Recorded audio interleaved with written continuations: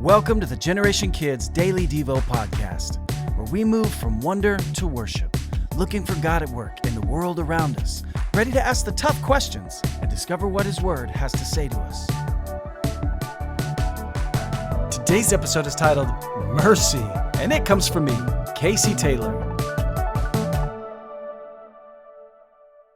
Have you ever played on a sports team that wasn't exactly filled with superstars, or kids who seemed destined for the big leagues?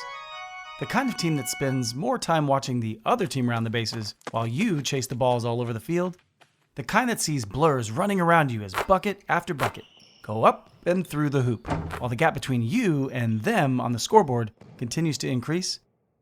Maybe even one that shows up to a volleyball game so excited to play, but before you feel like you've even warmed up, the other team has closed up shop and taken all the necessary sets? Sometimes in each of these sports, when you're younger, they have a rule in place to keep games from being so lopsided or one-sided. Have you heard of this rule? In many cases, it's actually called the mercy rule. And it's put in place so that kids don't get so disheartened about how badly they're getting beaten that the referees or umpires call the game, because it's better to end the game than to keep it going so far in one direction.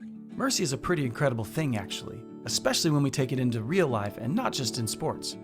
At the heart of mercy is a desire to see other people not receive what might be coming to them. It's wanting better for them than maybe they've earned or deserved. Today's Beatitude is a great reminder of what God expects from us because of all He's given to us. Blessed are the merciful, for they shall receive mercy. Matthew 5:7.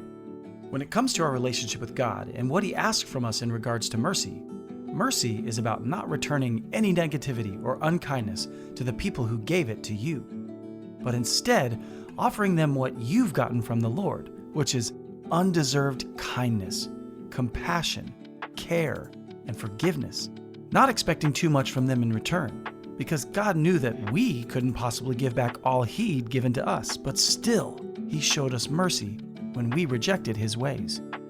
If we've turned our backs on Him, He's always been ready for us to turn back to Him, to meet us with forgiveness and bring us near to Him. He isn't looking for us to bridge the gap between us with our actions or good deeds. He came near to us with mercy. In our verse today, Jesus tells all those listening that what God wants from us is to show others the mercy that God showed to us first.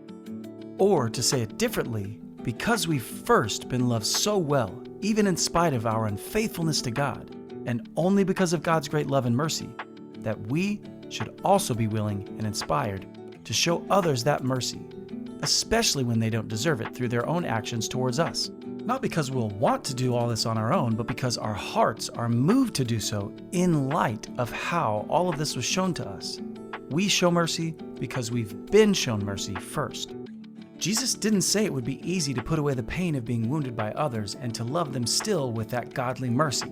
He just said that we should be motivated to do so because of the greatness of the measure of God's love and mercy for us. He didn't say that we'd never struggle to show it, only that when we did wrestle with wanting to give what we've been given, that we should consider and think about what God did for us, even when we rejected Him, so that we might not think too highly of ourselves as being way too important to be wronged, but that we would be humbled at how wronged the King of the universe was, and how, rather than His justice and vengeance winning out against those who had wronged Him, He extended love, kindness, forgiveness, and He actually offered hope and mercy to us. So may we show what we've been shown. May we give what we've received.